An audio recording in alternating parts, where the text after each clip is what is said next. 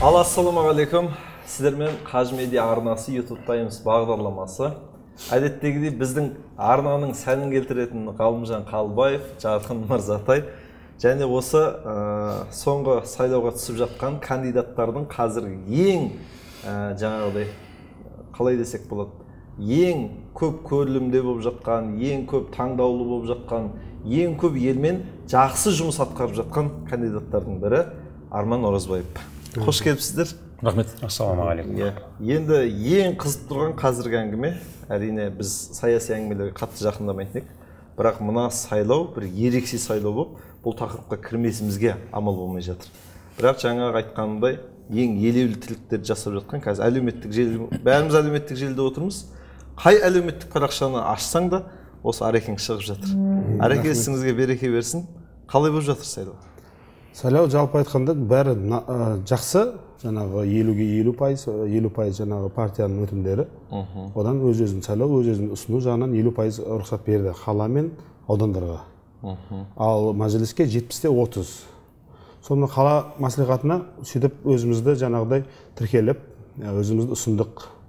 Партияда ма өзіңіз? Жоқ, өзім жалпы ешқандай партияда тұрмағам. Өз-өзін ұсынып, жаңағы ешқандай партиясыз, жеке өзім ұсындым.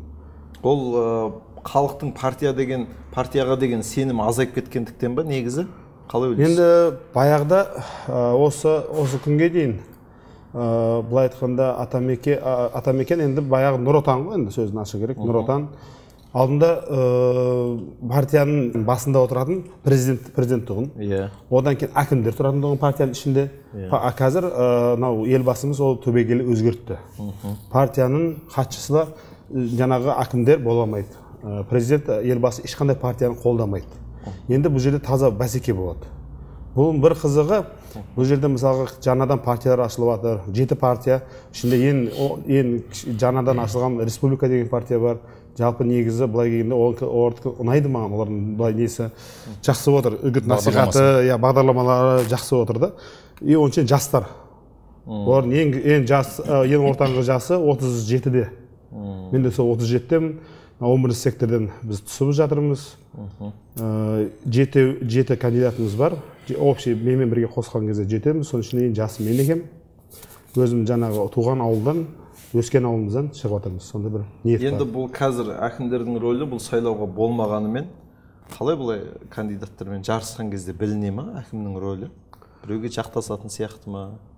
Енді былай келгенде или толық жойылып кетті ма? Біз оны әлі білмейміз. Толық жойылды деп айта алмаймын. Ол расын. Толық жойылмаған шығар. Сонда да енді билік оны қадағалайды ғой. Жаңағыдай көмекте кейбір жерлерде көмектесуі мүмкін, кейбір жерлерде жаңағы рұқсат бермеуі мүмкін, кейбір жерде ыңғайсыз жаңағыдай жағдайлар жасауы мүмкін. Бірақ баяғыдан қарағанда заң түбегейлі өзгерді. Ол рас. Баяғыда партияға қарсы жұмыс істеу деген ол мүмкін емес тұғын. Сөзін ашу керек.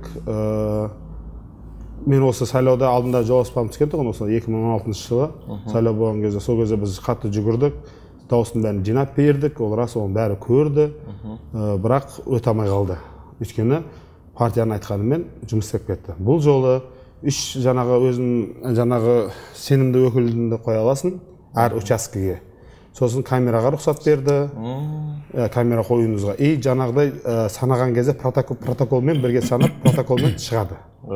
И көз көрінетіндей жаңағы неге қашықтыққа отырғызады. Тағы бір сұрақтар екен. Сізді сұрастырдық эфирге шақырмастан бұрын. Атыңызды көп адам білмейді екен. Бірақ тірліктеріңізді естісе, сол кісі ма болып жатыр да. Енді өзіңіздің бір жарыққа шығып кетуіңізге не себеп болды қазір? Енді себеп осы саяси науқан болды, негізі сөзін ашу керек. Мынау алдында бізде мысалға алдында Ғани ағамыз, Ахметбаев Ғани ағамыз, көкеміз алдында 3 созывта депутат болған. Сол кісінің қасында жүргенбіз. Сол кісінің жаңағыдай, сол кісінің тәрбиесін алып өскен балдарымыз біз. Сөйтіп ол кісі енді өзі ұсынбайым деді, болды, жетеді, жаңағыда жасында кеп қалды, жастардың өздері, жаңа жастар көрсін деді. 2 созыв ол кісі түскен жоқ саяси додаға.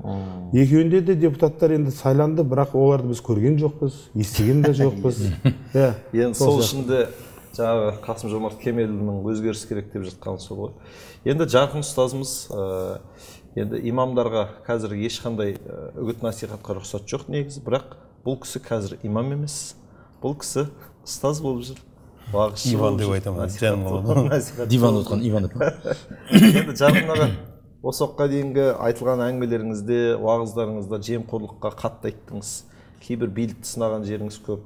Мысалы, әлі сайланбаған кандидаттарға алдын ала айту керек шығар мүмкін. Сіздің сөзіңізді көп адам естімейді ғой басшылардан. Өтіп кеткеннен кейін айт не айтпа не болып тұр. Соға. Жалпы қазақта керемет сөз бар. Тура биде туған жоқ дейді.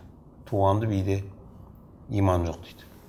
Шариғатта сенің екі адам дауға келіп тұрса, сен оның қайсысы жақын, соған қарай бұрып шешу бар ғой, осыны айтып тұр ғой. Ода иман жоқ дейді. Бұрмалау деген нәрсе шариғатта ол харам етілген нәрсе. Мына жерде отырып біз Арманды бұрыннан танимын. Барластық, қанша қызметтерінде бірге болдық. Енді жасап жүрген жақсы игі істерін де білеміз. Оны әлбетте ол біреуге жарнамалап айту үшін жасап жатқан жоқ қой. Адам үшін жасады ма, ол адасты онда. Адам Құдай үшін жасау керек, ол жасырылады. Дегенменен мысалы Арман қазір депутаттыққа түсіп жатыр ма сайлауға? Мен бұны мақтай алмаймын. Өйткені анау танысыңнан бұрмалау сияқты ше. Шындық бәрібір айтылу керек. Осы күнге дейін де жас бала емеспіз, қанша сайлауларға барып көрдік, естіп те жатырмыз. Сайлаудың артынан кейін не болып жатқанын да білеміз. Сайлаулардың алдында елдерге ұн тарқатылады. Не бір сыйлықтар беріледі. Көмір, отын, ақша. Сол адамдар бірақ сайлаудан кейін қоян жүретін залат деп айтады ғой біздің тілмен айтқанда. Жоқ болады ғой. Қалған 4 жылдан кейін тағы келіп тұрады, оның алып, неге тағы сайлауға түсу керек та. Сол адамдарға айтар ек, кім болса болсын, Құдайдан қорқ. Біріншіден, уәдені үйіп төгіп берме халыққа. Сайлауға түсетін кезде, анауыңды үйтіп жіберем, жарығыңды кіргізем, суыңды кіргізем, газ кіргізем, ананы кіргізем, связь кіргізем. Қолыңнан келмейтін нәрсені айтпа. Расы да. Мысалы, бұл жігіттің дүкендері бар, Сайман дүкендері. Сен айтсаң болады, Сайманнан келіңдер, айына бір рет тегін бір нәрсе берем деп айтсаң болады. Қолыңда тұрған нәрсе, қолыңнан келетін нәрсе. Айт солай. Бірақ ана өзің істей аласың ба, істей алмайсың ба, әлі білмейтін анау. Қолыңда жоқ нәрсе. Кеше анау нелерін оқып отырып қой біраз адамдардың. Енді Құдайдың құдіреті, ана ауыл енді Голливуд болайын деп тұр. Анау депутат болып кетсе, ана ауылға көшеміз әлі бәріміз. Лас-Вегас. Не деген уәделер? Мен жігітте отыр, түсіп жатыр ма? Қазірден айтайын. Халыққа уәде берме. Қолыңнан келмейтін нәрсеге. Уәде бердің ба, еркектің екі сөйлеген өлген дейді. Жаса онда. Одан кейін жауапкершілігі қандай екенін айтайын. Бұл Құдайдан қорқатын адамдар негізі қашатын жұмыста. Не болмаса, мұсылман адам бұндай жерге бару керек, бірақ сол айтқан нәрселерін жасау керек. Кеше осындай бір отырыста болып қалдық, бір ауылда халықты жинаған екен. Десек бір жігіт келеді, сол депутатқа сайланып жатқан жігіт бүкіл халықты жинап, өз ойын айтпақшы екен. Бағдарламасын таныстырып отыр. Мен былай қылам, мен былай қылам, мен былай қылам. Сол кезде мен мынаны көрдім. Анап жас жігіт, біздің тілмен айтқанда патсан ғой анау. Отырып өзінің бағдарламасын айтты да, халық деген жүрегі шынымен андай да бәрі сенгіш та халық ше. Қанша алданса да бар ғой. Үміттеніп тұр ма? Ана жерде үлкен қариялар отыр ғой, анаған бүйтеді. Балам, біздің ауылда мына связь нашар. Уже депутат істейтін сияқты да. Өтіп кеткен сияқты ма? Балам, мына біздің ауылда связь нашар. Ана көше тоқтап қалған. Мына көшенің светтері біреуі жанып, біреуі жанбай. Ана бір адам біздің көшенің жолын жауып алған. Шарбақ қып, үй қып деп ше, ананы ше, әлде ана кішкентай балаға әңгіме айтып отыр да. Сен балам сөйтсең, мен халыққа айтып отырмын, ата, сен бұған немене ағып жалпақтап отырсыз, бұған жаса деп сіз айқайлап айтуыңыз керек қой. Неменесін оған балам деп оған бұйыруыңыз керек қой, сен жаса. Қараңыз, әкім боласың ба, депутат боласың ба, прокурор боласың ба, кімсің? Біліп ал, сен елдің қызметшісің. Сен елдің басшысымын деп, сен енді саған мүмкіндік берілді ма, власть берілді ма, сен присяга деген болады. Ант қабылдайды жұмысқа кірген кезде, не деп айтады? мен адал қызмет қылам деді ма? Мен адал төбелерінен отырып алып әңгір таяқ ойнатам деген жоқ қой. Қызмет қылам деді ма? Сен елдің қызметшісің, оны орыстар слуга народа деп айтады. Дұрыс. Осы елге адал қызмет қылуың керек. Сонда мен мына Арманның қазір қандай жауапкершілікті мойнына алып отқанын түсіндім. Ана халық бұған сеніп отыр ғой, түсіндің ба? Бірінші көргенім ана халық осыған сеніп, екінші көргенім осыдан бұрынғы сайлауларда халықтар солай сенген еді да. Анау келіп ұн таратып отқандарға ше, не деген уәделер үйіп төгіп берген еді. Қазір көп сайлауларда жасы үлкен кісілер өтетін. Мен айтам, жастар кіру керек. Жастар қызып тұр, жалындап тұр, жүретін, еңбек ететін жастар кіру керек ше. Мына үлкен кісілер құрмет дейміз ғой оларды, бірақ жастарға орын беру керек ше, оны ора бермей ше. Жастарға орын беру керек, жастар қимылдау керек. Бірақ қандай жастар? Құдайдан қорықпайтыннан қорық дейді біздің қазақ ше. Құдайдан қорқатынға. Одан кейін мына жігіт отыр ғой, қазірден айтып отырмын, қолынан келмейтін уәде берме. Уәде беретін, уәде бердің ба, сода тұр, орында. Аз-аздан жаса. Кешеде жігітке айтып отырмын ғой, қандай мамандықсың? Врачпын. Оны сенде онда светтен уәде бермей жатыр сен. Газдан айт халыққа. Айына бір күн. Осы сен өзің барған ауылдарға айт. Айына бір күн. Жағдайы төмендерге, қарияларға, хотя бы анау медициналық консультацияңды тегін қылып қой.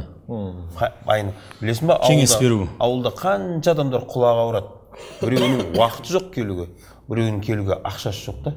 Сен бір күн тегін қылатын болсаң да білесің ба? Қанша адамға пайдаң тиеді. Екіншіден, біздің қазақ айтатын, қарғыс салма, алғыс ал дейтін ше. Көп адамдар, жаңа үлкен кісілер көбісі айтып отыр, сен не аласың дейді. Депутатша ертең бекерге жаманат болып қаласың. Жақынаға айтпақшы десең, уәде біз беріп жүрген жоқпыз. Мен бір-ақ нәрсені уәде етем. Жаңағы біз енді біздің основной жұмыстар негізі строительство да. Біз осы жаңағы өзіміздің өнерде көп нәрсені құрылысымыз негізі. Содан бастап Сайман магазині білмеймін, Хакимтау образым Арман Сайман болып кетті дегенде, сондай сөзін ашы керек, халық сөйтіп айтып кетті. Енді жақынаға дұрыс айтады, біз еш жерде уәде беріп жатқан жоқпыз. Бір-ақ нәрсе уәде етемін мен. Егер өтіп жатсақ, Алла нәсіп етсе, өтіп жатсақ, біз соны жаңағы контроль качество дейді, жаңағыдай қадағалап, ат салысуға уәде етуге болады. Өйткені жоспарлар көп алды. Мысалға бізде Қайтпас елді мекен, біз жақсы білесіз, Қайтпас, Бозарық, Таскент, Тассай елді мекені қаламдағы, ортадағы екеуі жағдай сәйкес келмейді. Сөзін ашы керек. Көп нәрсе жетіспейді, поликлиникалар жетіспейді, бірақ жобада салынып жатыр олар. Жобада бар, көп мектептер түсіп жатыр. Бірақ оны жөндеп қадағалау керек. Жөндеп жоба кезінен бастап жобаның өзін дұрыс сызу керек. Біз енді жаңағыдай көп ошибкалар кетті, бірақ қазір уже түзеліп келе жатыр. Сөзін ашы керек, баяғыдай емес. Жақынаға сіз өте дұрыс айтасыз, уәде еттім ба істеу керек. Жаңағыдай біздің бүйтіп ойласақ, неге үшін мен осыға именно жаңа 11-ші округтан түсіп жатырмыз қалаға да. Өйткені біздің қол астымызда мысалға енді ауысып тұрады, кейде мысалға постоянно 200-250 адам жұмыс істейді бізде. Сезон кезіндерінде жаңа 1000-1000-нан асамыз. Осынша адам жұмыспен қамтамасыз етіп отырсыз ба? Иә, қамтамасыз етіп жатырмыз. Иә, постоянно жұмыста, постоянно жаңағы нақты жұмыстары бар. Егер кейбір айтады, мысалы халық действительно жаңағы жақынаға дұрыс айтады, халық ашынған уже, сенбейді. Жаңағыдай мен де халықпен жиналыс өткізіп жүрмін ғой, енді бәрін жаңағы жас бала, сіз айттыңыз ғой, бір жас бала үміткер келіп өзінің бағдарламасымен таныстырды деп. Сол жақ мені де бағдарламамен таныстырып жатырмын. Сол кезде мысалы үлкен әйелдер отыр, сен маған не істейсің, сен маған істеп бер деп мен айтамын, мен үміткермін. Мен қолымнан бір нәрсе бізге біріншіден заңмен тыйым салған. Бірдеңе істеп беремін деп айтудың өзі. Заңмен тыйым, баяғыдай не жоқ, ұн тарата алмаймыз біз, нан тарата алмаймыз, ақша бере алмаймыз. Ол жалпы келгенде біздің Қайтпастың өте көп мәселелері көп. Бозарықтың мәселелері, 5 ауыл ма, 5 ауыл мәселелері примерно бірдей. Ол инфрақұрылым, жаңағыдай әлеуметтік нысандардың жетіспеуі, сондай мәселелер өте көп болып жатыр. Мынау халық енді сіз енді основной сайлау туралы әңгіме ғой бұл жерде. 19-на халық жаңағы ашынған, халық уже сенбейді. Дұрыс. Ол расы. Оны көріп жүрміз. Келгісі келмейді. Иә, жаңағы жиналыстарда сендер айтасыңдар, кетесіңдер, сен кімсің дейді. Сол сияқты біз өз-өзімізге жаңағы өзіміз жанұямыздан дұрыстап, бала шағамызды тәрбиелеп, сөйтіп барып жаңағыдай осындай саяси додаға түсіп жатқан себебіміз дұрыс жаңағыдай балабақшаға барып дұрыс мектеп оқып дұрыс университетке түсіп дұрыс мысалы қазір дұрыс оқу білім алу керек қой адам деген. Ғалекең сөйлемей тұрып айтатынды айта алайын. Бұл кісі бәрін одан кейін біз жатып демала береміз. Қайта білейінші. Жоқ, сіз тоқтаңыз. Бұл кісі бір сөйлейді, болды, Қажеке армандап қаласын сөйлейді. Сіз уже депутатқа өтіп кетесіз, бәрі сөйлеп жатады. бір күні бір асханаға кіріп отырмыз. Шынын айтайын. Үлкен кісі бір апай бір көке келді. Отыр. Халал асхана. Bir кезде ана отырып темекі шекті да. Жас қыз келді да. Ағай берді шеге болмайды деп еді, ана боқтады ана. Құдайдың құдіреті ана қыз кәдімгідей көзіне жас алып қалды. Ағай берді біздің халал асхана шеге болмайды деп еді. Сен мен кім екенін білесің ба деді. Анау енді кім болсаңыз да бізге басшы солай, мен депутатпын деді. Сөйтті да анау қыз тұрып қойды, анау жағынан ұрсып жатыр да. Сөйтті да бастығың бар ма деді. Мына жердің егесін шақыр деді. Сонда қара. Егес келді. Ой, тәте деп анамен амандасты. Сөйтіп, мынау мен танымай тұр ғой мынау деді. Сөйтіп, ана апай, егес апай екен да. Ана қызға қарап, сен не танымайсың ба мына кісіні? Неге үйтесің, бүйтесің деп ұрысты да. Кетті. Сөйтіп, мен қасында екі ұстаз жігіт бар. Мен қарап отырдым. Ана жігіттер отырайық деді. Кейін уже болмады ана жерде. Тұрып шығып бара жатып бардым да айттым. Көкеу, сіз сонда тыйым салынған жерде іше беру үшін, тыйым салынған жерде шеге беру үшін, қызылға өте беру үшін, штраф болса төлемей қоя салу үшін депутат болдың ба не? Сен мынандай қыздарды, қазақтың жас қыздарын боқтап, өзіңнің осы мамандығыңды пайдаланып, осындай үстемділік жасау үшін депутат болдың ба сен? Бірақ шынымен де ашынғаннан кейін айтасың да, ана видеода шығарып шайнан жылатып жіберуге болады да негізі. Депутаттығын ақ қойдың. Бірақ қараш, сол мүмкіндікті пайдаланып, ана хозяйыны да қандай маймылда қараш, келіп қызға ұрсып жатыр да. Сонымен ана депутатқа барып сөйтіп үндемей алды. Шығып кетті, бірақ ана бүйтіп қалды үндемей. Негізгі шынымен Құдайдың құдіреті осы бұрын айтатынмын. Енді рас қой, көпшілік естиді оны бәрі ше. Бұрын айтатын өкіметке жұмысқа кірудің қажеті жоқ. Ояқта анандай болады, мынандай болады айтып. Істеуге болмайтын нәрселерді жаңағы күшпен істетеді, вынуждать етеді деген сияқты ше. Жоқ, қазір ойым, өзімнің ойым ғой, менің ойым ешнәрсе тұрмайды, бірақ дегенмен қазір ойым бар ғой, өкіметке кіру керек. Өкіметке ше Құдайдан қорқатындар кіру керек. Әр салаға. Не болады? Жай қоғам солай түзеледі. Қараш, біз өзімізше ойбай деп өкіметтен қашып, бәріміз бизнес анау деп кетіп жатырмыз да. Бірақ денсаулар бар өкіметте қызмет қылу керек та. Қоғам солай дұрысталады да. Қараш, біз тақуалығымызда бұл жерге бармағаннан ол жер дұрысталып жатыр ма? Сен бармасаң, басқа бір сол жерден жетім біреу барады да. Әйелдерімізді кейде ойлаймын бір жағынан. Әйелдерімізді орамал таққызып үйде отырғызып қойдық бәріміз да. Не өтіп жатырық? Әйелің ауырса, тісі ауырса, Серікбай емдейді. Көкірегі ауырса, Серікбай шұқылайды. Гинеколог па, Серікбай тексереді, оны шұқылап атып өрткісімен. Роддомға барасың ба, әйеліңді еркек тудырады. Қатындар қайдасың? Қатындарың бар тақуа үйде отырды. Тығылып. Жоқ, қоғамға ше кіру керек жайлап. Өйткені біздің еліміз ба, біз солға елге қызмет қылуымыз керек. Негізгісі мына арман, Алла разы болсын, мына нәрсеге өзін өзі ұсынып отыр ғой, бару керек. Ол жерде ойбай ондай екен, мұндай екенде қашпау керек та. Бірақ екінші жағы Құдайды ұмытып қалмау керек. Бірінші істейтін нәрсең Алла разылығы үшін болу керек. Екіншісі халық жақта болу керек. Халықтың несін мынау кеше анау жолығып жатсыздар ғой сіздер. Байқап жатсыздар ма, халықтың көзінде өзі сенбейді сіздерге. Депутаттарға сенбейді. Өйткені әбден құлақтан теуіп бітірген да. Анау сайланғанша не уәде етпеді? Сайланғаннан кейін хотя біреуі де жоқ та. Ана машинадан түсіп амандаспайды да. Олар бұл уәделерден, бұл депутат, даже кейбіреулер бұның бізге не керегі бар деуі де мүмкін ше. өйткені шаршағаннан қайтып көрмейді да спектакльді. Сол үшін біріншісі Құдайдан қорқу керек та, Алла разы үшін қимылдау керек. Бірақ болу керек, осындай жастарды болдыру керек. Ғалымжан аға, осы уақытқа дейін сіз сайлаудың маңайынан көрмеппін, қанша сайлау өтіп жатыр ғой, бірақ ешкімнің жарнамасында, ешкімнің бір қасында көрмеппін. Кеше осы Арман бауырымыздың парақшасынан көріп қалдым. Не себеп? Қалай араласып кеттіңіз? Өзімді өзім көрмеппін негізі. Өзім көре алмайсыз. Ешкімді көре алмайсыз ғой сіз. Сонда қазақтың көрілмеуші қасиеті бар енді. Енді егемендік алған кезде 91 жылы менің жасым 14-те екен. 14-те президент сайланды. Мен жасым 14-те. Одан бері қарай келесі сайланған кезде мен 20-да екем. Одан кейін сайланғанда мен 25-те екем. Одан кейін сайланғанда мен 30-да екем, мысалда. Енді сонда қарап отырсақ, менің дауысым, менің үнім, енді кәмелет жасқа толғаннан кейінгі сайлауға барады ғой әрқайсысы. Сонда да 30-ға келсем де, менің дауысым, үнім, менің таңдауым ол жерде рөл ойнамаған екен. Мен оны былай түсіндім. Енді жаңа ұн беріп, отын беріп, көмір беріп, әйтеуір өтіп жатты ғой. Ұйқыбастар, не бір маубастар жаңағыдай. Маужырап, ұйықтап отырып, әйтеуір өзінің бір атақ үшін, мерей даңқ үшін, ой, мынау депутат деген үшін өтіп жатты.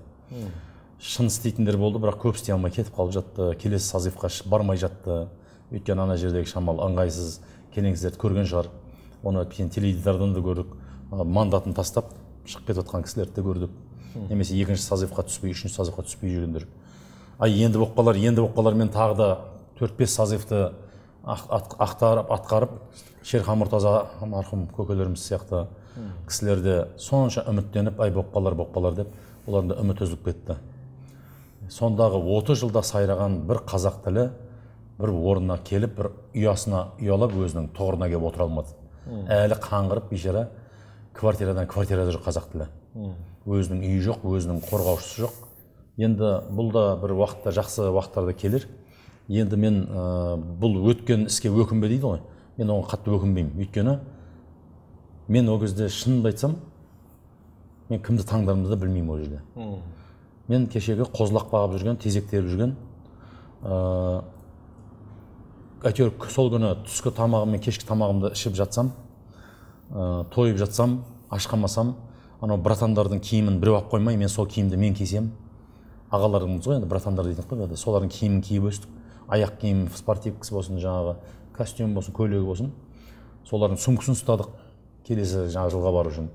Біздің арман ой, бізде тілек, ниет, ел үшін деген нәрсе болған жоқ. Өйткені Совет үкіметінің саясаты сол болды ғой. Қойша жаңағыдай қораға айдап көріп, жайылымға алып шығып, қайтадан қойша айдап көріп, біз сол 70 жыл соған үйрендік та. Сөйттік та ғана егеменді алған кезде бұл не дедік қой, сайлау не? Не істеуім керек мен? Сонымен қарасам, сайлау өтіп жатыр. Мен барсам да өтіп жатыр, бармасам да өтіп жатыр. Менің жанұямды, менің өзім жанұям, әкем мен анамнан бастап, біреуіміз барып бір анау орысша сөйлеуге қорқып отырмын. Таңдау жасап. Нормально сөйлеу. Птичка. Өтер ма? Белгі. Торғай. Торғай міне айттым міне. Таптым. Сондай қоймадыңыз. Торғай қоймаппын ғой. Бір торғайды шиқылдатпаппын. Ешкім таңдамас қой осы. Ешкім таңдамағам, ешқандай сайлауға қатыспағам. Бұндай жаңағы сайлауалды бағдарламаларды есту, тыңдау. Өйткені әкеміз бен анамыз айтып отырады, бұл да сол кешегі обещалкиннің біреуі ғой. Бұл да бір жаңағы уәде бергіштің біреуі ғой, бұл да бір өтірікшінің біреуі ғой.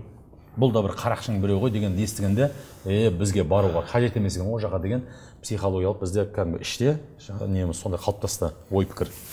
Енді биылғы сайлауды қарап отырсам, жаңа Арекең айтқандай, 50-50 деген кезде ойландым да.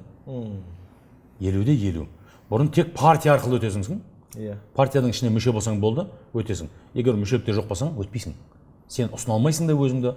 Енді бұл жерде арманды халық ұсынып отыр, мен біліп отырмын. Көпшілік, Арман, сен жас жігітсің, кәсіпкерсің, іскерсің. Сен бір уәде бере беретін адам емес, сен өзің жаңа айтқан нәрсеңді орындап жүрген азаматсың. Қанша шарапатың тиіп мынау елге, халыққа, мынау көп жаңа отбасыларға жағдай қиын, анау көп балалы аналарға, мынау спортта болсын, өнерде болсын, мәдениет қандай салада болсын, әйтеуір сол жерден сен қолың жаңағы қолыңнан келгенін жасап жатсың деп халық, оның үстінде жаңағы ағалар сенім артып, ғани ағаларымыз ағалар, сен баруың керексің деп, әйтпесе жұмысы бастан асып жатыр. Керек болса арманға сол. Мен кейде ойлаймын да, арманның бизнесі деген айналып кеткен ғой. Бұл кәсіпкер ғой, бұл жұмыс істеп, қаншама адамдарға жұмыс орнын беріп, мемлекетке налог салық төлеп отқан, бұлай алғанда экономиканы көтеріп отқан біздің Шырайлы Шымқаладағы бірден бір азаматтың біреуі осы ғой, көп азаматтың бірі жаңағы, кәсіпкерлердің бірі. Адал кәсіппен нәсіп тауып отқан адамдар. Мысалы, керек па осы жігітке деймін, мен өйткені білемін да, депутат болғаннан кейін сен халықтың арасында жүру. Сөйтсем, ағалар, үлкен ақсақалдар, қариялар осы елдің болашағын ойлағандықтан бойында жігері бар, бойында қуаты бар, жүзінде шуағы бар. Шамал мынау халқым елім деп жүретін жүрегі иман жүзді, иман жүректі, сондай азаматты үлкендер таңдаған екен, халық оны қолдаған екен. Сол себептен бұл кісі қазір халықтың алдынан түсейін деп отыр, артынан. Халықтың атынан да ешқандай партия жоқ, өзін өзі ұсынып, халықтың атынан түсейін деп отыр. Енді сәттілік тілеймін Арман бауырыма. Сол Арман осы келді деген екен, мен білем, Арманның бұған дейін депутат болмай тұрып та қанша игі істердің басында жүрген. Мен қазір көзіне мақтап жатқаным жоқ. Тек мына подкастқа шақырғаннан кейін мына халық ел білсін, естісін деп жатырмын. Өйткені жаңа басында айттыңыз ғой, бір жерде жылт етіп көрінген жоқсың. Әйтпесе біреу бір кішкентай бір тарақ айна түйме берсе де, ине берсе де, енді машина берсе тем более, ол тем более деп қойдым, кешіріңіз. Құдай кешірсін. Мынау сондай жерде жылт етіп көрініп қалғысы келіп, жаңағы байлар жаңағыдай өзін көрсетіп, міне мына мешітке мен салдым, медресе мектепке су жүргіздім, мен жаңағы мына больница оны құрылысын деп көрініп қалады. Арман ондай жерде көрінбеген. Ол жерде көріну мақсатында да жоқ, ойында да жоқ. Бірақ бәрібір оны Алла көріп қойды да. Мысалы, сіз көрмегенмен, біз көрмегенмен Алла көріп қойды. Алла қалады, енді елдің жүгін арқалады. Сөйтіп белін бекем буып, білекті сыбанып, ертең үлкен додаға түскелі отыр, саяси додаға. Мен сәттілік тілеймін. Осындай жігіттер өту керек. Сөзінен ісі көп жігіттер өту керек. Ареке, енді мақтану емес қой бұл жерде, төртеміз әңгіме қыламыз, бірақ елдің білгені жақсы. Себебі бір кандидатты ұсынсаң, ол не істепті елге деген сұрақ бар. Бірден сұрайды. Біз қазір Сайманды әңгіме қылдық. Дүкендер желісі Шымкентті қазір қамтамасыз етіп отыр. Азық-түлік болсын, құрылыс болсын, ең арзан бағада. Тағы да қандай жерлерге бір қол ұшың істейді? Енді оны жариялаған сәл дұрыс емес шығар. Иә, ол түсінікті. Бірақ енді елдің сұрағы талап осы болып тұр. Енді бірақ бүйтіп айтқан өткенде біз енді арызда жарылыс болған кезде жүрдік. Мақтааралда жаңағы сумен жаңағы, енді мен өзім ол жерде жүрген жоқпыз, бірақ біз материалмен басқаша енді көмектестік. Сөзін ашайын. Арыста өзім жүрдім. Мынау Асқар Мырзахмет деген ағамыз бар. Осы Шымкентте әкім болған, кейін Таразға ауысты. Таразда әкім болған кезде біз Тараз облысынан үшінші секторда біз жаңағыдай полностью бастан еттік. Енді действительно халықтың жағдайы нашар. Ана келетін болсаң жаңағыдай действительно біз енді көп нәрсе білмейміз ғой, көп нәрсе арыла бермегеннен кейін мынау кешеде халықтың жүздесіп жүрген тастайдың ішінде 5 этажды үй тұр. Сөзін ашу керек. 5 этажды баяғы жатақхана, баяғы агрокоризмнің жатақханасы болған, Сайрамнан Шымкентке қарай ауысқанда. Ауданнан қалаға мегаполиске ауысқан. 80 адам, 80 жанұя тұрады екен. 350 адам. Бір құжаттары жоқ. Анан барып көрсеңіз жүрегіңіз ауырады. Отопление жоқ.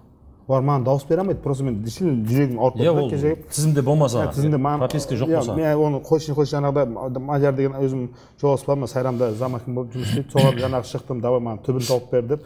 Қазір енді оның бір варианты мынау бір жағынан айтып кетсем де осы жерде дұрыс болатын шығар. Мынау жильонның несіне келгенде, жаңағы жильонның бағасына өткенде, қалаға өткеннен кейін жильонның бағасына өткен, ол жерде 350 мынандай кішкентай балалар жүрген жоқ. Кеше 23 градуста үйде отырып ана 3 котел қойып қойып, соның өзінде жаурап отырдық қой, есіктеріміз қатып қалды, терезелеріміз қатып қалды, сөзін ашу керек та. Ана жақта ана барып көрсеңіз, ана жерде сірәш ондай жерлер көп екен бізде. Біз ана қалада жүргеннен кейін ол жерге көп кіре бермеген кейін байқамаймыз, көрмейміз да. Сөзін ашу керек. Енді келеді, бірақ енді былай шілей аңғарып етіп маған бермеппіз да, жәкеде. Соны мен айтып кетейінші мен сол жерде. Сол жильодан жаңағыдай біз хатпен шыққан олар сөйтіп қарап отырсақ, олар жаңағы олар незаконно кіріп алған 30 жыл болып тұрып жатқан болған. 30 жылда бір документ жоқ қолдарында. 30 жыл. 27 жыл комбайн айдаған, не айдаған, космосот айдаған деген әйелдер шықты. Жаңа инвалидтер жағдай жақсы кісі уақытын кетеді ғой по-любому. Тұрмайды ғой. Жағдай нашар, енді баратын жерлер жоқ. Оны хатта бейт жазыпты жаңағы ответтерінің бәрін оқыдым, документтердің бәрін алдырдым. Жаңағыдай незаконно кіріп кетіпсіңдер дейді. Незаконно олар самозахватпен кіріп алған. Бұны жаңағы үй аварийный официально. Үй емес енді жатақхана ғой баяғы. Үй қылып алған ғой сөзін ашырып. Сөйтіп, оны қалай шешетін мәселе дейтін болсақ, оны желеу, оказывается, 500 миллионға жаңағыдай мықты проект істеген. Сөйтіп, әрқайсысына 30 мың теңгеден бөліп бермекші да. Аймамай төлейтін. Олардың 30 мың теңге аймамай төлейтін жағдайлары жоқ. Соны біз не істемекшіміз? Жаңағыдай бір ұсыныс жасамақшымыз. 500 миллион емес, 100 миллион қымдар. 15 жылда 5 мың теңгеден түседі екен. Керекті. Канализация, отопление, свет, газ, су. Су, енді 80 жанұя тұрғаннан 5 этаж жанұя болғанда кейбір семьяның жағдайда социал тәуірлер жаңа өзін кіргізіп алған да. Мысалы 3-ші этажға, 2-ші этажға кіргізіп алған. Ол қыста жарылады, астына ағады, енді жағдай нашар енді. Сол сияқты мәселелер өте көп та. Мысалға ол мен сайлаудың несін айтып жатқан жоқпын. Оны сізге қарасты да емес қой. Маған қарасты да емес. Мен просто айтып жатқан сондай жерлерге барсаң дейсің жаның ашиды. Мысалы Арыстада болдық. Арыстада мысалға кемпірлерді көрдік, үйлер орыстың кемпірі, бірақ жалғыз қалып кеткен да. Ана үй енді страшно енді ана үй. Соны ана бізге товарды әкеп, жаңа материалдарды түсіріп жатсақ, анау енді сөзін ашып қазақтікі өзімізге кетеді, жәке да. Не істеп жатыр ғой, жаңа тонап жатыр да анау. Екі қабатты үй бар, еңгезерде бала шағасы бар, бізден үлкенде денелер, жаңа жағдайлары жақсы көрініп тұр. Соны енді снаряд кірген действительно несіне, гаражына ше. Соны анау сол снаряд кірген гаражда мысалы кішкентай мынадай тесік та. Оған не кетеді ол? Екі қапшық цемент кетеді ғой. Бәрін алып жатыр да ана жерде. Мен ұрыстым да, сөйтсем артынан бір шал шықты. Мен айтамын да, жігіттер, көшенің басында кемпірді тайсыңдар ғой, сояққа жетіп алайықшы. Жоқ, сендер бүйтіп бәрін тонай берсеңдер, түнде ғой тағы. Бәрін рабочилар әкеп қойған, акиматтан, бірақ материалдары жоқ. Қор отырды, крышаның бәрін ашып тастаған, жұмыс жоқ. Сонымен анам бәрін меймейім тезірек істеу керек деп жаңа тонап жатыр. Сөйтіп, мен анау жыным шығып кетті сөзін ашу керек. Қойсаңдаршы сендер, не істеп жатсыңдар? Анау кемпірді білесің ғой. Соған жете алмай қалған ғой, мен сен сияқты қанша үй бар мына жерде. Положено заттар алдында қағаз бойынша саған мысалы қанша кетеді біз алып жасағанбыз ғой. Сөйтіп айтып жаңа алармен уже енді халық ол жерді түсінсе болады, оларды ашулы ғой. Олардың күнәсі емес қой, енді мысалға үстінде бомба жарылып жатса, любой адам ойланады, дұрыс па? Соғыс басталып кетті ма дегендей. Сөйтіп жаңағыдай сөзге келіп қалып жатсақ, артынан бір үлкен шал кісі шықты. Аталар ойдым мен байқағаным. Ей деді, ана бала шағасына, ей деді, қайтып артыңдар деді, болды балам, жүре бер деді. Ана сөз абырой бар кісі екен, айқайлап берді да сөзін ашу керек. Риза болып қалдым, бірақ ондай кісілер өте аз. Ол расы. Сол сияқты жаңағыдай мынау халықпен жұмыс істегеннен кейін, мысалы біздің енді Сайман деп жатырмыз ғой, Сайманға да көп адамдар келеді, ойбай көмектесе сал, ойбай үйте сал деп, ойбай менің жағдайым нашар деп келеді де, оның бірақ расы өтірігін біз білмейміз ғой. Барып тексеруге оның сөзін ашу керек, кейде уақыт демейді, оны қай барып тексеру. Сосын қорға жазылыңдар деймін да, оны мешітте қор арқылы комиссияны бар. Осы системаны қолға алу керек. Қор тексереді. Мысалы осындай кәсіпкерлер қорларға аударып отырады ай сайынғы немесе жыл сайынғы зекетін. Мына қорлардың жұмысы сол. Бұл қорлар бараттағына ананы үйін тексереді. Барса 2 джип тұр дейді өткенде. Сондай тура сондай. Бір үйге продукт апарсақ дейді, азық түлік. Әкімшілікке набағамыз дейді жаңа нелерді. Сондай жағдайлар сондай. Тізімдерді барсақ дейді, ана забордың өзі 2 миллион ба 3 миллион ба тұрады дейді ғой. Мықты забор, ана забордың шел тесігін әрең таптық дейді ғой. Дата анау шыбын құмырсқа өтпейді қып істеген дейді. Бір кезде қарасам дейді 2 джип тұр дейді есің алдында. Зәулім үймен. Қараңызда қандай нәрселер болады. Сол себептен сіз өте дұрыс айттыңыз, осы нәрсені қолға алу керек. Осы бір единый база дейді ғой. Мысалы өткенде әкімшіліктің алдында бір таратып жатыр. Мысалы құрбандық кезде мешіттердің алдында бір таратып жатыр, медресенің алдында бір таратып жатыр. Әр мынау бір аудандардың әкімшіліктерінің алдары болады ғой. Аудандардың бір мешіт, медресе немесе мектеп сияқты, аурухана сияқты сондай жерлерге апарып таратып жатса, алып жатқан бір адам соны айналып тез джипқа мінеді да, машинасына мінеді да, зуылдап келесі нүктеге барады. Ол жерді таратылып отыр, ол жерді алып алады. Сөйтеді дағына 1 жылдық асын жинап алады. Сөзін сол 1 жылдық асымен қоя салмақы ғой. Ай сайын, апта сайын әкімшіліктің алдына баруды әдетке айналдырған. Сондай адамдар жүр халықтың арасында. Ал шын мұқтаждар жаңағыдай. Жете алмай, бара алмай, анау керек асын жия алмай отыр. жаңа 80 семьяны қазір естіп отырмыз ғой. Өте дұрыс, өте дұрыс. Мысалға осы единый семья. Құрылыстың мамандарының бір жақсы жері көрдіңіз бе? 500 миллион бөлінейін деп тұрған жерге бәрін есептеп қойды. 100 миллионға есептеп қойды. Жобаны алдын ала реттесе, демек біраз нәрсе істеуге болады. Былай қарасаңшы, әкімге де оңай ғой. 80 адамға сол жерден өзі жөндеу жұмысын жүргізіп беріп, сол қимылдатпай отырғыза салған әкімге де жақсы ғой. Ал енді 80 адамға жер беріп көр, немесе үй беріп көр енді. 80 семья. 80 семья жанұя да. 80 жанұя келіп әкімшіліктің алдына келіп отырса не істейсің? Мысалы да, ол әкімге де жақсы былай қарағанда. Сол отырған жерін жөндеп бер, жаңа 100 миллион, жаңа 500 миллионды 100 миллионға қысқартып отыр бұл кісілер мысалы. Сонда 15 жылда, жоқ, ол мен жоба ретінде біз ана проектны, бізде не бар да, жаңа проектный отдел бар да. Соны Талғатқа айтып жүріп, жаңағыдай соны көрші есептеп көрші деген, ол есептеп көрді. 100 миллионға бөлетін болсақ дейді, 80 жанұяға 5 мың теңгеден 15 жыл бойы шығады. 15 жылдан кейін 5 мың теңге ол былай келгенде құлаққа сәл келеді да, құлаққа 5 мың теңге деген әңгіме құлаққа сәл келеді. Сондай жағдайлар өте көп. Соны бағана мен айтып жатқан бастағаным содан ғой. Жаңағыдай сондай жағдайларды көру үшін соны ақыры біз соны істеп жүргеннен кейін, ақыры өзіміздің елімізде жаңағыдай арасында жүргеннен кейін, неге біз соны официально істемейміз деймін да. Ертең жаңағы кім өтсе де, мейлі мен мақұл, менен қарсы түсіп жатқан жігіттер бар, өте жақсы жігіттер. Бәрін бағдарламасы әдемі. Солар өтсе де, бірақ сонымен біз бірге жұмыс істеу керекпіз да. Дұрыс. Бірге жұмыс істеу керек. Бір сұрақ Ареке, бір сұрақ болып тұр. Бізде енді қараңызда, мен қазір жасым 45-те. Мен енді араласып, мынау саясатқа, мынау сайлауға, сайлау алды бағдарламаларға, осындай үгіт насихат жұмыстарына енді араласып, жай түсіне бастадым да, жай. Мен бұрын ойлайтынмын. Депутаттар бізге бүкіл жағдай жасау керек деп ойлайтын. Халық әлі күнге дейін солай ойлайды. Өйткені депутаттар солай айтып жеткізген бізге. Осыдан мен өтсем, мынау асфальтың, жолың, мынау кранигің бар ма, светті өшірсең жанып тұра беретін қылады. Деп бір біздің жарылқаушымыз бір жаппар еміз сияқты кеп сөйлеп кететін баяғы.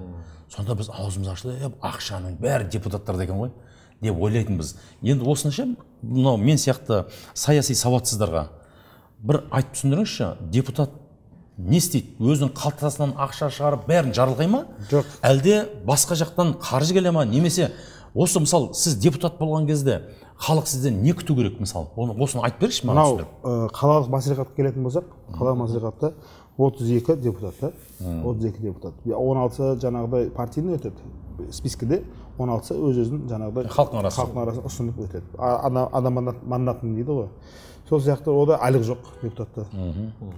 Ешқандай мандат дейді, бірақ мандатта никакой прикосновенция ондай жоқ та. Қызметтік көлік жоқ. Қызметтік көлік берілмейді, үй берілмейді, ештеңе берілмейді. Ол жерден барып бір білмеймін, жұрттар не бүйтіп ойлайтын, депутаттарда ақша көп, болмаса байытты, одан бетер байиды дейді. Ол қалай байиды екен ол жерде? Ол мүмкін емес қой жерде. Енді мүмкін жаңағыдай анамен танысам, мынамен танысам, сол арқылы бірдеңе жұмыс аламын деп сондай ниетпен баратын шығар. Мәслихатта 5 комиссия болады. 5 комиссия. Әр комиссияның өзінің жұмысы бар. 5-5-ден жаңа бөлініп алады. 2-3-ден қандай комиссияда жаңағыдай ол комиссия депутаттардың арасынан шыға ма? 5 комиссия болады. Bir комиссия, например, жаңағы стройка бойынша жаңағы. Ол сайланған депутаттар ғой сол? Иә, құрылыс бойынша. Біреулер бюджет 32 депутатты сонда не бөліп тастайды. Біреу әлеуметтік жағынан, біреулер сонда 5-5-ке бөлінеді.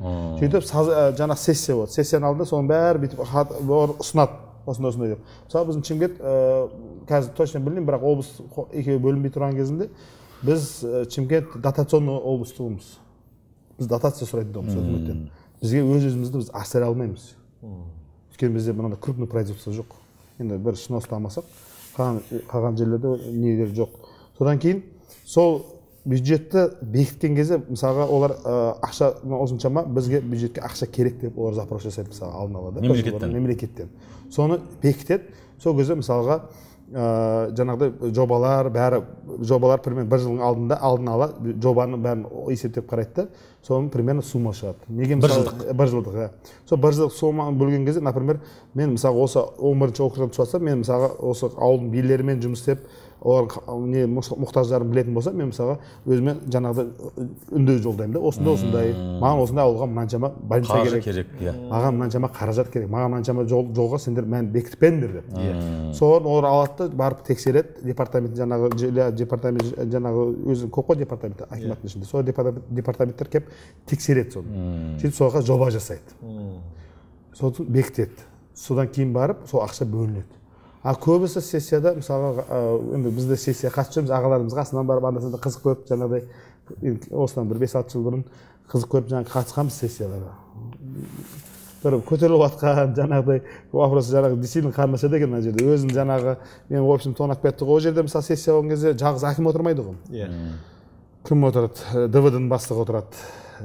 Жаңағы антикор отырады, жаңағы кім отырады? Прокуратура отырады. Жаңағы здравоохранение отырады. Мысалы, ол жерде сол вопростардың бәрі көтеріледі. И жаңағыдай, ол жерде өзінің мәселесін шешіп жатқандар да, бір ақайлап отырып. Ондайларды да көрдік енді. Ол қызық бір жағынан.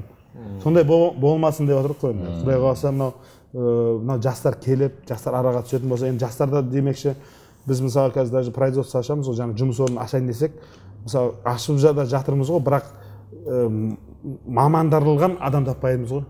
Мамандырылған адам жоқ. Нағыз маманыз. Нағыз маман жоқ. Біз қазір мысалға ол институт мысалға Азия Трафа деген завод мына жерде соғылған, Қазақстанда мүлдем алдында соғылмаған заводтың бірі. Сол жерде технологический институт арқылы дуальное обучение жасап жатыр. Ол өте дұрыс. Сейтжановты ағамызда сөйтіп істеп жатыр, дуальное обучение қылып жатыр да. Өздері оқыта ма? Өздері оқытады, түске дейін оқиды, түстен кейін жұмыс істейді. Теория практика екеуін бірдей алып та, сосын маман болып шығады. Бәрекелді. И оның арасын таңдап шығады олар, таңдайды. Мынау бізге жарайды дейді, жарайтын, шамасы келгенше жарайтын мамандарын алып қалады, сол жерде сразу жұмысқа қоя салады. Сөйтіп жұмыс істеу керек та, өйткені бізде действительно жаңағы университеттеріміз бар, басқалар бар, неместе жаңағы мамандар дұрыс маман шығармайды сөзін ашу керек. Енді түсіндім, толық түсіндім. Қысқа нұсқа айтқанда, биліктен келген қаржыны халықтың мұқтаждығына, керек жеріне, керек нысандарға, керек жаңағы әлеуметтік, бүкіл жаңағы жағдайларға келген қаржыны теңдей бөліп беріп отыру, соны қадағалау сіздердің. Біз қадағалау керек. Қадағалау, ұсыныс беру керек. Ұсыныс беріп, және келген қаржыны қадағалау. Біз енді бәрібір өзіміз дінге қызмет қылып жатырық деп айта алмаймыз, әйтеуір шетінде жүріп қой, бір нәрсе істеген сияқты болып. Бірақ бәрібір осы нәрсе өте қажет та. Дін қай салада да болса да діннен алыс нәрсе шешілмейді. Өзі дін деген бізде қазір кейбір жігіттер бүйтеді, біреуге қарап құлшылық қылсай дейді. Құлшылық қылсай, Құдайдан қорықсай дейді. Кейін сенші не қыласың? Мен құлшылық қылып жатырмын. Кейін сұрайсың ғой, не істеп жатырсың? Намаз оқып жатырмын дейді. Түсіндіңдер ме? Адамдар тек намазды ғана құлшылық деп түсінеді, оразаны құлшылық деп түсінеді да. Айналайын, құлшылық бөлінеді. Бұл құлшылық сен қаласаң да қаламасаң да орындайтын құлшылық. Сені Құдай адам қылып жаратқаннан кейін, ақыл бергеннен кейін, намаз ораза саған парыз бұл. Ол сен тақуалығы емес 5 уақыт намаз оқығаның, ол сенің міндетің. Ал құлшылықтың түрі көп. Адамдарға жақсылық жасау құлшылық. Көшеде жатқан тасты осы адамдарға зиян бермесін деп шетке алып тастау. Көршіңе жарықса қарау, ата-анаңа қызмет қылу, бала-шағаңа дұрыс тәрбие беру. Мысалы, дәретпен жатып ұйықташы, құлшылық деген сияқты кез келген амал. Сіз Алла разылық үшін істеп жатқан қара жұмыстың өзі құлшылық болады да. Сол діннен бәрі алыс кете алмаймыз. Қазақ айтады, Құдайдан қорықпағаннан қорық дейді. Бастысы адамның жүрегінде иман болу керек та. Осы исламнан мысал айтқым келеді, сіздердің осы мамандықтарыңызға зор келеді. Екі адамға да қатысты нәрсе. Омар радиаллаху анху Саид ибн Амир деген қарапайым кісіге Омар радиаллаху анху патша болып тұрған кезінде, Саид, маған насихат айт дейді. Міне сол кезде Саид қарапайым. Қарашы, қарапайым адамның айтқан сөзін. Ойбай, мен сізді құрметтеймін деген жоқ. Омар, адамдардың ақысына келген кезде Құдайдан қорық дейді. Ал Құдайдың ақысына келген кезде адамдардан қорықпа дейді. Бірақ біздің өмірімізде 180 градус керісінше. Адамдардың ақысына келгенде Құдайдан қорықпаймыз ғой. Жеп жатырмыз ғой. Жақында біреу айтады, осындай әңгімелер отырса, бүйтеді. Өкіметтен жейтін жайлы айтылып жатыр да. айтып болмайды ғой деп жатсақ, мен бір адамныкін жеп жатқан жоқпын, өкіметтен алдық қой. Ол жерден анау кім жемей жатыр деген сияқты ше. Мен айтып сен қайта бір адамнан жесей, жеңілдеу болады. Жеңілдеу болады. Сен ертең бір адамнан құтыласың. Ал өкіметтен 17 миллионнан қалай құтыласың? Өкіметтен жедің ба? Өкіметтен қаншадан айлық алады? Қаншадан пенсия алады? Сен бүкілінің ақысын жеген боласың. Шынымен сондай шариғатта. Ол анау көп жеп жатқан екен бізге де болады деген сияқты ше. Сонда қарашы, біз адамдардың ақысына келген кезде Құдайдан қорықпаймыз да. Құдайдың ақысына келгенде ше, намаз оқы. Қорқамыз адам. Жұмысымызда тура болмайды. Орамал тақ. Бастығым ұрса. Халық не дейді? Тойыңды арақсыз жасасайшы. Құдалар не дейді? Құдай ше. Енді 63-тен кейін бір бәле келісерміз Құдаймен. Құда не дейді? Біздің керісінше да. Қара, сөйтіп айтады, Омар білсе өлесің дейді. Ертең Алланың алдына барғанда жауап бересің. Осы кеннен бастық қандай болу керек?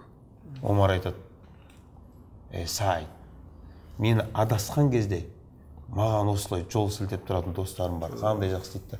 Саид айтады, сен Химс деген жер бар. Химс деген жерге мен сен әкім қылып тағайындаймын дейді. Омарда радиаллаху анаған кері әсер реакция бермеді оның ішіндегі иммунитет неге? Ода тәкаппарлық жоқ та. Қайта ананы қабылдады да. Сен Химс деген жерге әкім болам деді. Сонда қарсы, біз әкім болуға таласып өліп жатырмыз ғой. Ал ол не дейді? Омар, мен ондай фитнаға салмайды. Сен жауапкершіліктен қашсаң.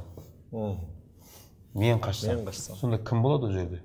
Сол қазақтың керемет мақалы ит жоқ жерде шошқа үреді деген нәрсе бар. Бәріміз қорқақ болып қаша берсек ше, кім барады? Кім сөйлейді? Расы да? Просто бұл деген, мынандай мысал айтайын.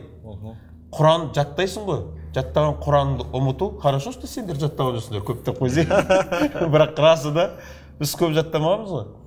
Жаттаған Құраныңды ұмыту үлкен күнә ғой. Сөйтсе біреу айтады, өлей онда жаттамай қою керек. Біз арамбыз ғой, біз жеңіл жағын аламыз. Жаттама деп жатқан жоқ, жатта да ұмытпа деп жатыр. Сізге жауапкершіліктен қаш деп жатқан жоқпын. Просто қандай қайқа кетіп бара жатқанын біліп. Әр кандидат білсе екен. Исламда осындай керемет нәрселер бар да. Бірақ мен қалаймын Арманның осы қызметке, осы халықтың, елдің қызметіне барғанына мен ризамын, мен қалаймын. Өйткені талай обещалкендерді көрдік қой жаңағы. Тіл деген 2 метр. Қатырған 5 жылда бір сазывте қатырған түгі жоқ та. Талайын көрдік. Ана жерде кіргенмен кіріп, шыққанмен шығып, жақсы ішіп жеп, жаңа кафеде темекі шегіп, жаңа сіз айтқандай. Мен депутатпын деп айтқанға, ана депутат көкеміз тойды ашқызғанға, мысалы да. Бұл депутат біздің әулеттен шыққан, біздің жаңағы рудан, тайпадан шыққан дегенге масайрап, масаттанып жүргендердің жолын кесіп, нағыз осындай іскер, осы күнге дейін дәлелдеп қойған, жас болса да, жалы биік, жолы үлкен жігіттер шығу керек бәрібір ше. Мен қолдаймын, Арманға өткенде де айтып жатырмын ғой, қасында да жүрмін, бір-екі рет кездесулеріне бардым. Халықтың шынымен қарасаң, көзіне қарасаң, үміттері үзілген. Үміттері ұрланған, сенімдері тапталған, әбден сенімнен шыққан, ешқандай басшыға сенбейді. Біреу бірден айтып тұрса, бағанада кездесе тұрмыз. Өзім сөйлеп тұрып, мен не айтып тұрмын мына кісілерге дедім ғой.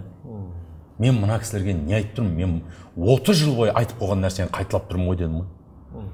Мен 30 жыл мен алдымда айтып кеткен адамдардың, обещалкендердің әңгімесін қайталап тұрмын ғой дедім да. Қарап отырсам, олар мені солай қабылдап тұр да. Мен ағымнан жарылып жатырмын, биыл 50-де 50 халықтың арасынан шыққандар деп. Мен мысалы сол халықтың арасынан шыққандарға болысып жүрмін да қазір. Сондайлар өтіп кетсінші сондай жігіттер деп. Партиядан түскендер де бар. Жаңа жас айтылды, жаңа бір партия ашылды, жас жігіттер бар деп. Олар да бар ішінде, жақсы іскер азаматтар бар. Солар өтсе екен деп өзім талпынып жүрмін да, өтсе екен. Соған бір енді 45-ке келгенде ең болмаса бір тілектес боламасаң не үшін келдім мына елге ертең мен мына ел үшін не істедім деген сияқты нәрсе қалады да менде. Қанша той өткізіп отырсыздар ғой? Жаңа сұрағымды қояйыншы. Заказға барамын. Енді жаңағы әкімдер араласпайды дегенмен депутаттыққа үміткер ретінде тіркелген көп адам бірінші баратын жері әкімшілік. Ол анық ғой. Дөкейлерге барады, таныс іздейді. Солай ғой енді. Иә. Енді қараңыз. бір дөкей мысалы өзінің адамын қоюға барын салып жатыр, бірақ оның заң бойынша құқығы жоқ. Екінші, ол сайлау үлкен дода, жарыс, осы жарыста бір-біріне жала жауып, тіпті ағайындар бірге түсіп қалып бір-бірімен қырылысып жатқандар бар. Дәл осы сайлауда. Қазір одан кейінгі нәрсе 14 мыңнан аса адам екен. 14 мыңы Қазақстан бойынша сайлансын. Ертең 10 мыңы біз сайлауға түспейтіндер аз екенбіз ғой. Соғы мына алауыз болып бір-біріне жаман айтып қойған, жаман нәрсе істеп қойған. Кеше жаңа плакаттарын жыртып бірін-бірін. Енді айтайын дегенім осы додада танысын салып жатқандардың жауапкершілігі. Болмаса шариғаттағы үкімі. Болмаса осы дода үшін бір-біріне жала жауып артына түсіп жатқан, аңдып жатқандардың шариғаттағы үкімі бар. Оны көзімізбен көрдік. Кеше анау маған ба сұрақ? Иә, сізге қойды бар. Интернетте көріп жатсыз ба? Анау бір депутатқа вахабист деп жала жауып Көкшетау жақта Арман Бердалин деген. Көрдіңіз ба, көрмедіңіз ба? Жала жабылып жатыр. Енді әртүрлі жала жабылып жатыр да. Иә, кәдімгідей ашық күйде видеолар жасалып. Сақалы бар болған үшін ба? Иә, сақалы бар. Мен Филипп Киркоровты онда вахабист қой. Иә. Сондай нәрсе болып жатыр. Мынандай ғой. Бір әйел пайғамбар саллаллаху алейхи ва саллям уақытында ұрлық жасайды. Бұл енді осы ақылы бар, есі дұрыс адамға түсінікті болады ше. Ар жақ бер жағын айтпай ақ қояйық. Қолын кестіруге бұйырады пайғамбар саллаллаху алейхи ва саллям. Сонда анау әйел өте бай бір рудың абыройлысы болғанда. Анау ру ойланады. Бұл рудың абыройлысы ғой бұл. Біріншіден біліп алыңыздар. Ұрлық істеу бұл жоқтықтан емес, бұл ауру. Бұл кәдімгі рухани ауру, ұрлық істеу. Сол үшін олар соттап жазамайсың. Олар соттап келеді де бәрі жей береді. Ұрлай. Бұл ауру. Сол үшін не істейді? Бұл ауруды бар ғой, тек қолын кеспеймін дейді. Шариғатта ұрлықты саған мынандай дәрежесі. Неге десе, біріншіден ол тәубесіне келтіреді, екіншіден адамдар оның ұр екенін біледі. Ресторандардың бәрі жабылған шығар, бізде қымбат ресторандар. Жалпы негізі тамақ жей алмайды ғой. Мен біреу жайлы айтқан жоқ, жалпы шариғатта үкімін айтып отырмын. Ол біздің елде ондай болсын деп жатқан жоқпын. Бірақ тоқтататын сол. Біздің елде зина неге тоқтамайды? Өйткені зинақорлар соттамайды да ғой. Мына жерден ұстап алып кетеді да, ана жерден шай ішіп жібереді ол. Ей, ары бармай қой, Құнанбай атамыз Қодарды өлтірткен жоқ па? Өлтірді. Құнанбай атамыз не вахабист болды ма? Сонымен жаңа ал семейный емес адам болса оған дүре соқтырылады. Бойдағы әйел, еркек зина істейді болса. Шариғаттың заңы. Иә, шариғаттың заңы. Соны жаңа ғана әйелді ары ойлайды, бері ойлайды да, сахабалардың ішінен бір абыройлысы келіп пайғамбар саллаллаху алейхи ва саллям айтады. Е Алланың елшісі саллаллаху алейхи ва саллям, әлгі әйел сол рудың абыройлысы еді. Соны кешіріп жіберсе қалай болады деген пайғамбар саллаллаху алейхи ва саллям айтады. Уаллахи дейді, менің қызым Фатима ұрлық істесе мен соның қолын кесемін. Дәл осы надандық сендерден бұрынғы қауым, талай қауымдардың түбіне жеткен дейді. Бұл надандық, осы надандықтың себебімен талай қауымдар жоқ болып кеткен, жойылып кетті. Таныс арқылы шешу деген нәрсе бар ғой. Енді қара, біріншісін айтайын. Мынау дүниеде адам екі рет бір істеген жақсылық үшін екі рет сауап алмайды, екі рет күнә алмайды, екі рет жазаланбайды. Мынау дүниеде бір күнә істейсің ғой, сотталып шықтың ба, сен құтылдың, ақыретте ол уже саған ол үшін сұралмайды.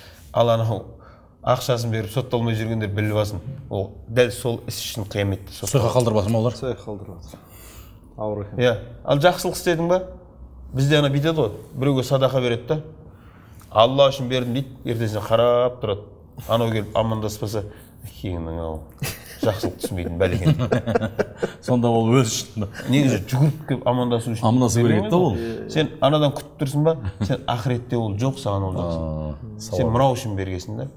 Тура сол үшін ол таныс арқылы істеу, жалпы бір нәрсе істеу, былайша айтқан кезінде атты пайдаланып, күшті пайдаланып, даңқты пайдаланып, дүниені пайдаланып,